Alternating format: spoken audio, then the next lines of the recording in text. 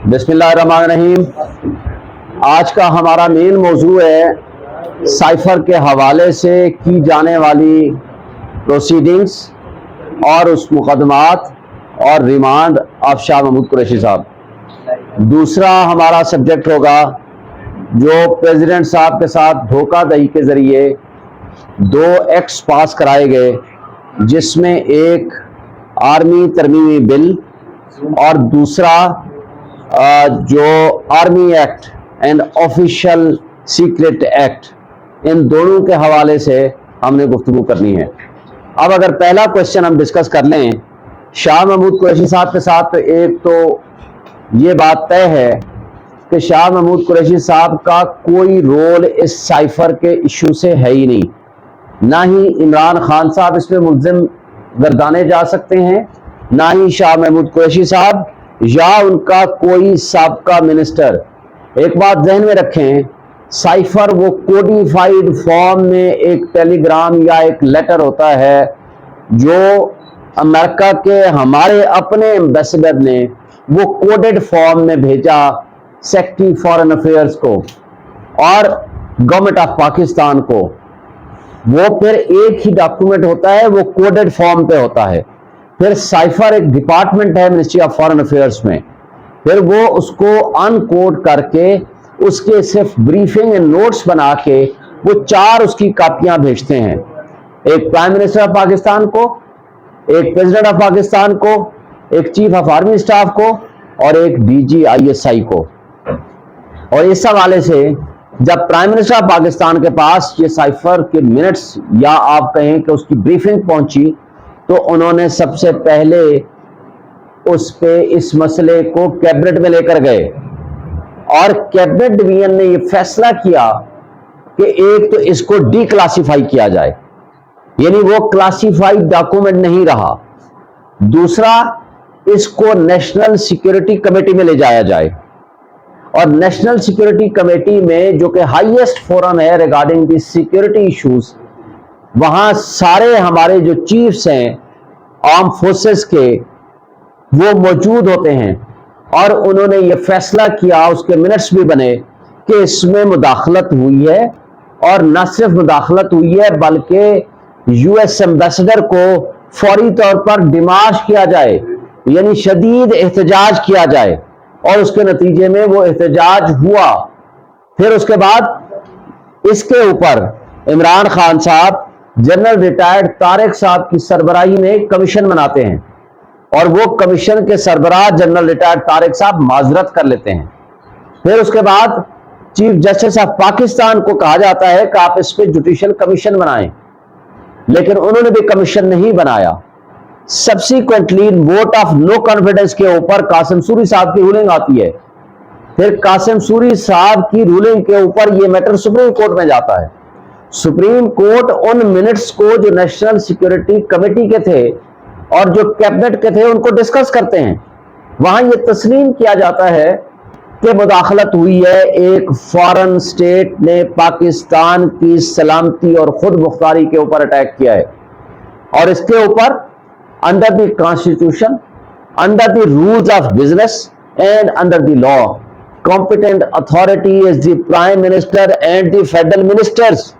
अगर एक्सटर्नल या internal threat हो तो वो इसके ऊपर पॉलिसी बना सकते हैं और कौम को इत्मीनान में ले सकते हैं, ये उनकी जिम्मेदारी है बल्कि करना।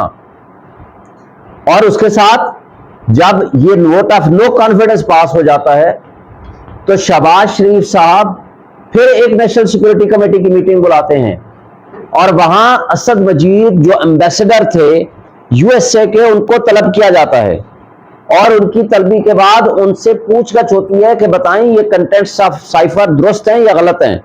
वो उसको कोरॉबरेट करते हैं और कंफर्म करते हैं। फिर जो पुरानी नेशनल सिक्योरिटी कमेटी की जो मीटिंग के मिनट्स थे उनको कंफर्म किया जाता है। फिर दोबारा कहा जाता है कि ये शदीद हम एहतजाज करेंगे क्योंकि पाकिस्तान की सॉवरेनिटी के ऊपर अटैक हुआ, इसमें मुदाखलत हुई है। फिर आपको ये भी याद होगा कि DGISPR ने आकर के प्रेस कॉन्फ्रेंस की थी और जिससे सवाल किया गया था क्या ये साजिश है, तो उन्होंने ये कहा था कि मुदाखलत प्रूव्ड है, साजिश के बारे में हमारे पास सच कोई एविडेंस नहीं है।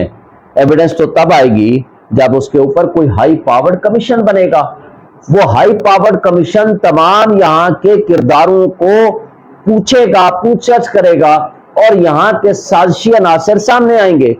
जो इसके बेनिफिशरी थे उनको इक़्तिदार मिल गया और फ्लोर ऑफ द हाउस पे खड़े होकर शहबाज शरीफ ने कहा था हम एक इंक्वायरी कमीशन या इंक्वायरी कमेटी बनाएंगे और वो हाई पावर्ड कमेटी और कमीशन होगा जो इस बात का तयन करेगा कि इसके अंदर कौन कौन मुलव्विस हैं।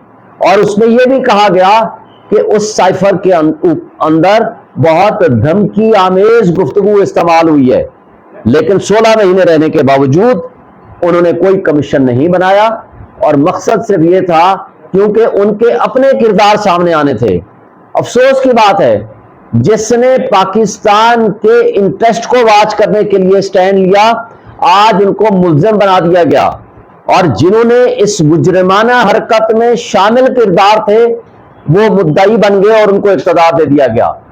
और इसी के साथ जब इंटरसेप्ट की स्टोरी आती है तो अमरीकी तर्जमान उसको डिनाई नहीं करता बल्कि उसको एक्सेप्ट करते हुए आगे कहता है ये दो डिप्लोमेट्स के दरमियान होने वाली गुफ्तगू थी। जब दो डिप्लोमेट्स के दरमियान गुफ्तगू एडमिट हो जाती है तो फिर हमारे पाकिस्तान के इदारे हरकत में आते हैं और फौरी तौर पर FIR काट देती है और वो तवज्जो हटाने के लिए है क्योंकि यहां भी मुतालबा जोर पकड़ना था कि आप यहां कमीशन बनाएं, कौन कौन इसके अंदर साजिशी किरदार हैं, बजाय उन साजिशी किरदारों को सामने लाने के जिन्होंने इस मुल्क के दिफा, मुल्क की सलामती, मुल्क की खुद मुख्तारी के लिए काम किया। आज उनको मुल्ज़िम बना दिया गया और काबिल अफसोस बात यह है कि इस जुर्म की टोटल सजा 2 साल है जो कि काबिल जमानत है और आज 4 दिन के लिए जज साहब ने उस पर रिमांड दे दिया। इसके बावजूद कि ना उसकी कोई उससे रिकवरी चाहिए और फिर उसको जिस हालत में रखा गया है 12 से 14 घंटे उसको कुर्सी पे बिठाया गया, ना वॉशरूम जाने दिया गया ना खाना दिया गया और उनको कमर का तकलीफ है, कमर का दर्द है। इसके बावजूद उनके साथ ये ज्यादती और जुल्म हो रहा है, हम इसकी शदीद मुजम्मत करते हैं। इससे आगे हम आते हैं अब आपके ऊपर जो 2 एक्ट अनलॉफुली एंड इलीगली पास किए गए हैं सो कॉल्ड इस मौजूदा केयर टेकर सेटअप के जरिए वो जो गज़ेट नोटिफाई कराए गए हैं वो काबिल अफसोस बात है। जब सदर साहब ने साइन ही नहीं किए, अब तो कल तस्लीम कर लिया लॉ मिनिस्टर ने, तो फिर वो एक्ट कैसे बन गया? आपने गज़ेट नोटिफिकेशन वापस क्यों नहीं लिया? दूसरी बात सवाल ये पैदा होता है जो कि बहुत अहम है कि उनके दफ्तर के कौन कौन कारिंदे मुलव्विस हैं। आज सदर साहब ने खत लिख दिया है कि उनका प्रिंसिपल सेक्रेटरी को वापस भेजा जाए। अब वो कौन करेगा? इस वक्त वो आईनी सरबराह हैं और supreme commander of the army हैं। अगर उनके हुक्म को इस तरह मजाक में उड़ा दिया गया तो आपकी पाकिस्तान की रियासत जो है वो बेआइन हो जाएगी, जो कि ऑलरेडी हो चुकी है। 2 सूबों में गैर आईनी हुकूमतें बैठी हुई हैं, बुनियादी हुकूक ऑलरेडी मुअत्तल हैं। तो हमें अफसोस से कहना पड़ता है कि लॉ मिनिस्टर साहब ने कल एक और मनगढ़ंत किस्म की एक बात की कि हाँ जी, बल्कि इससे पहले मैं बात करूंगा कि मीडिया को ये किसने बताया था कि जनाब अलवी साहब ने दस्तखत कर दिए। परसों सारा दिन मीडिया ये चलाता रहा, अब तो कल उन्होंने साबित कर दिया कि उन्होंने साइन नहीं किए थे। तो फिर ये मीडिया ने ये मिस इन्फॉर्मेशन या डिस इन्फॉर्मेशन कैसे फैलाई? क्या इसके ऊपर पैमरा ने कोई नोटिस लिया? अगर ये फिक्स मैच नहीं है तो मीडिया का एहतसाब कौन करेगा? ये आजाद सहाफत की बजाय अगर किसी के साथ मिली भगत करके मिस इन्फॉर्मेशन फैलाएंगे तो ये हम सब के लिए अफसोस का मकाम है।